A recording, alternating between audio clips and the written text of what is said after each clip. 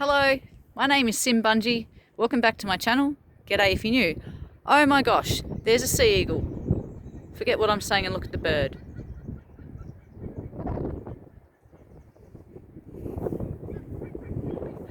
Wow, couldn't have timed that better. White-bellied sea eagle.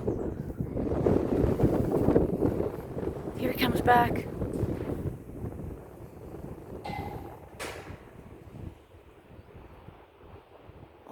Just hanging in the breeze.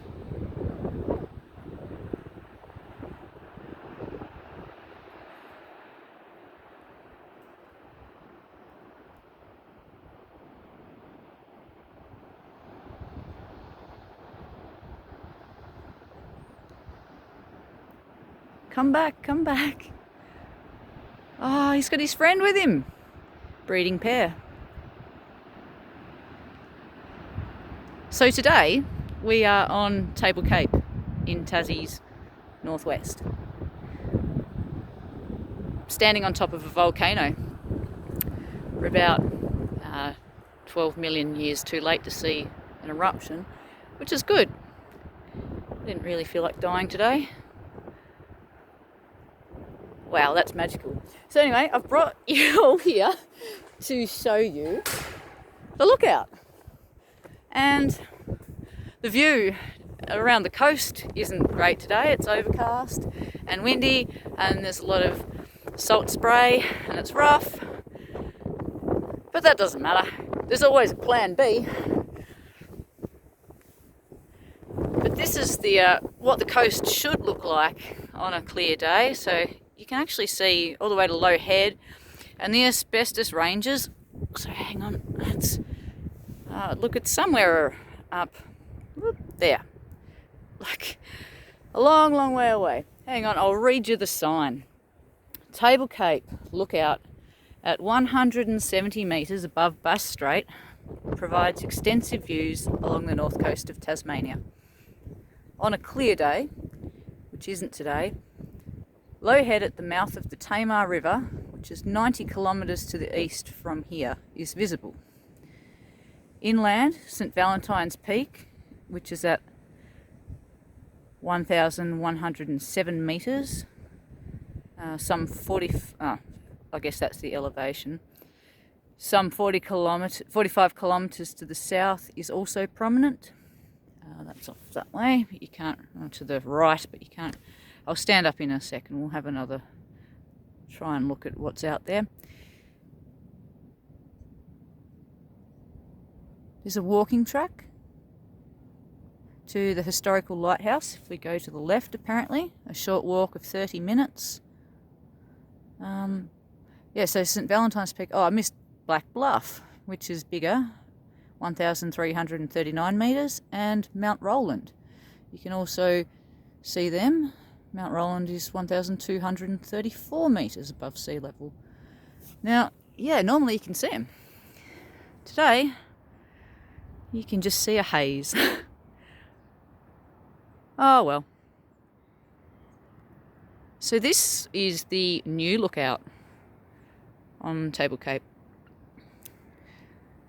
And by new, I don't think it's that new, because the asbestos range was renamed in 2000 to Narantapu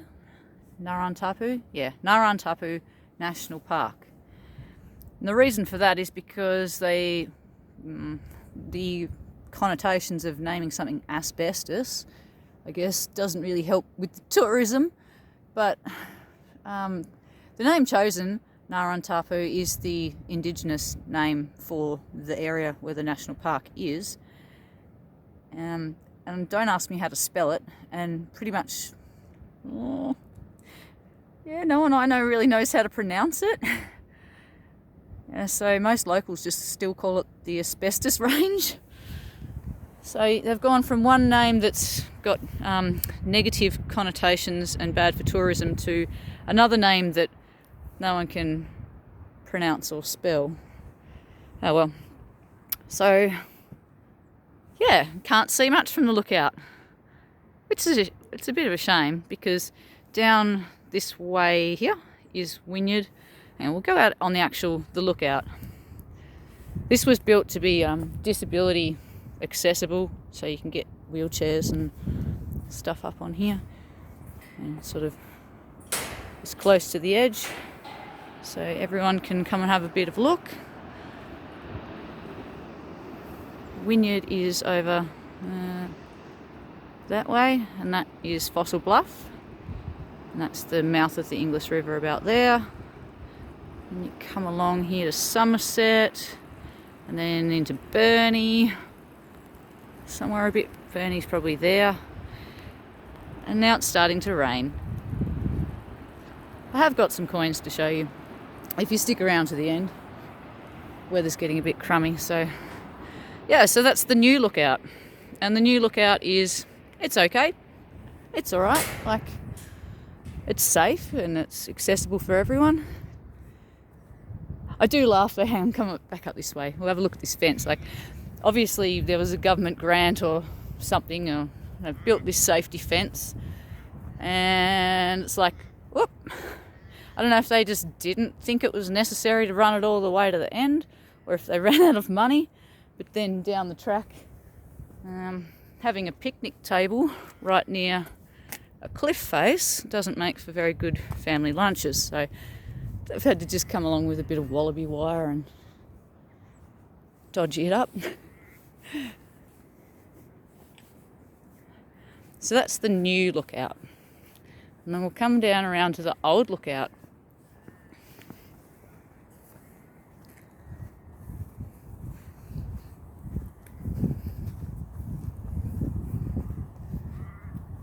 So, oh, in the distance, can you see there is a lighthouse just there? So there's a bit of a walk that goes on here. You don't have to pay to do the walk. I think it only takes maybe 20 minutes or so. You can just go off there to the left and over to the lighthouse. But that's not where I'm going today. I'm going to show you the old lookout. This is the better bit. New lookout. Oh, that's for tourists. So if you come through the gate, hang a sharp right, and you follow this retaining wall that's holding up the safety guide rail. And yep, it is counterintuitive to push on past through a safety rail on a cliff and just keep walking closer towards the cliff. But here we go. If you come down this way, I'll show you something that only the locals and the Tassie people know about. Don't tell anyone. And please, if anyone does decide to come this way, it's probably not best for kids, or well, it's not overly safe, so I'm not advising that you do it. Do it at your own risk. Don't tell anyone I sent you down here. So this is the old lookout. This is the old lookout that was closed, probably for safety reasons, because now we are really close to the edge. And this one's better. So this is 180 metres above the ocean.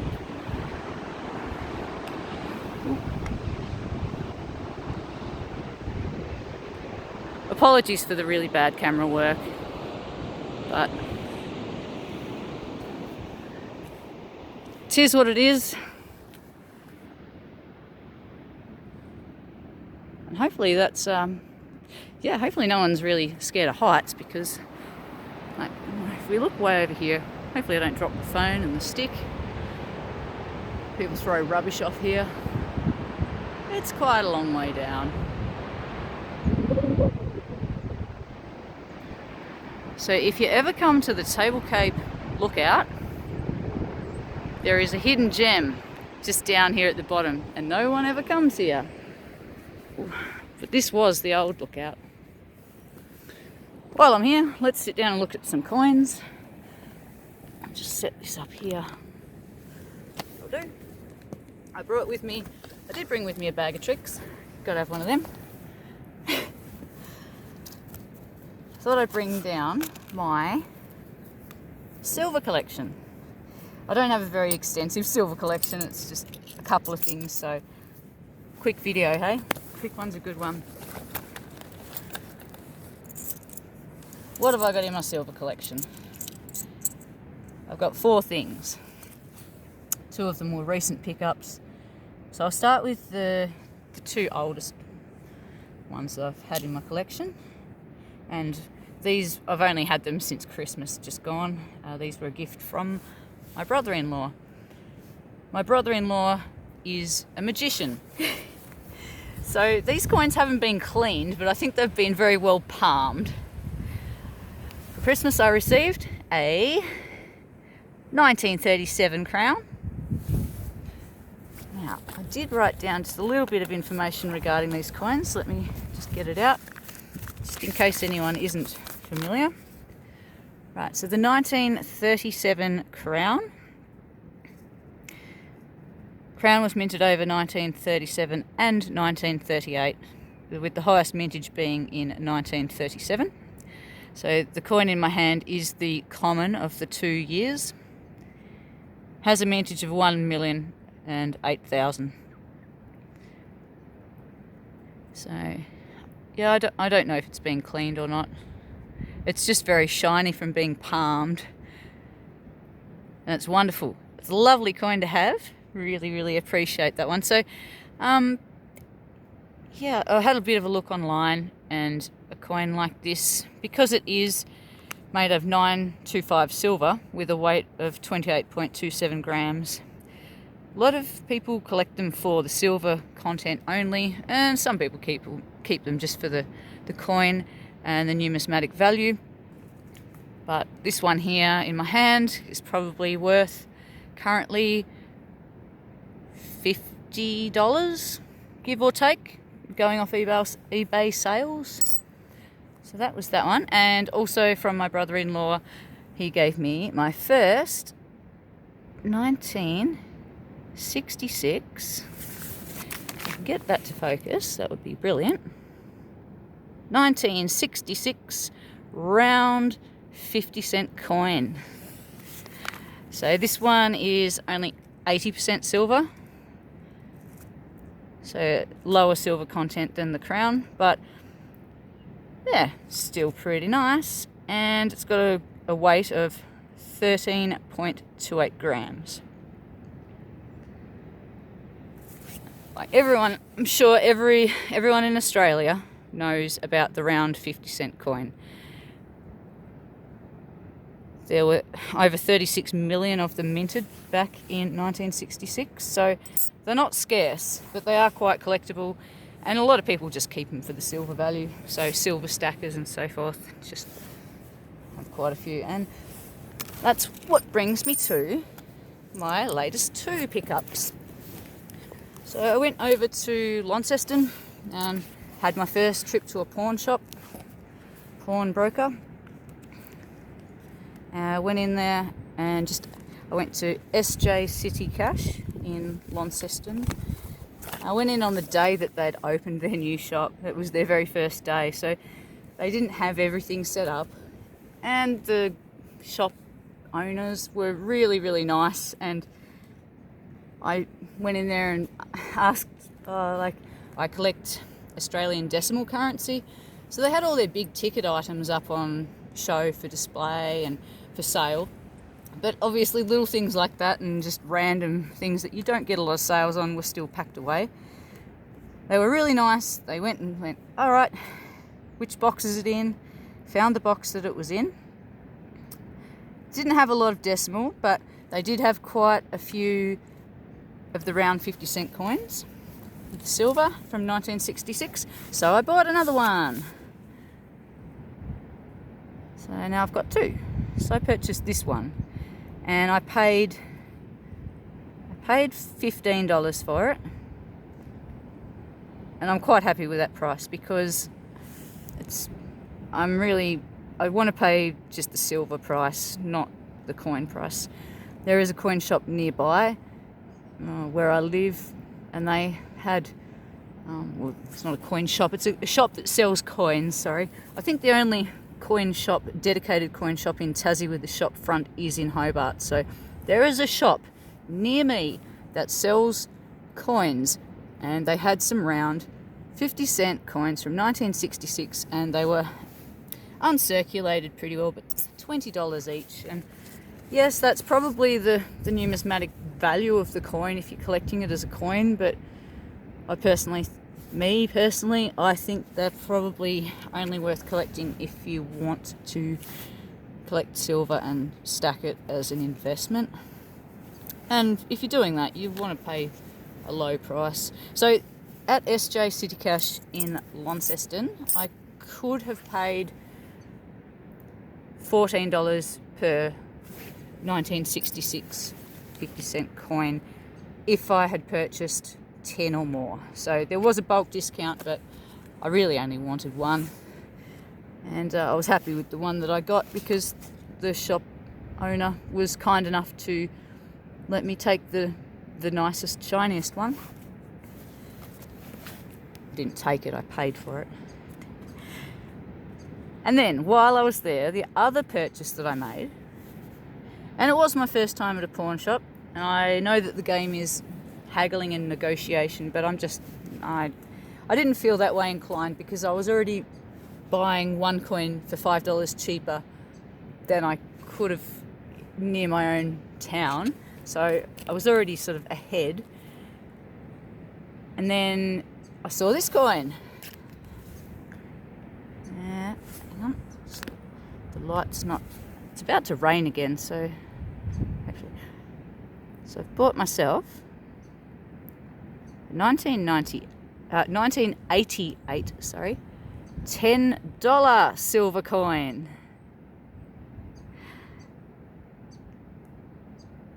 There's all the relevant information there.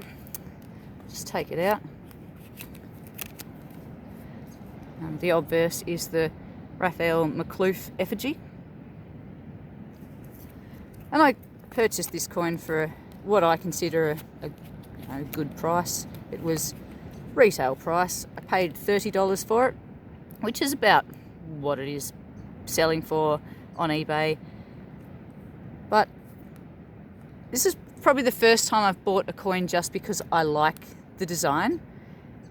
I like the tall ship's design, if I can get that to focus again, and it matches the 1988 50-cent coin.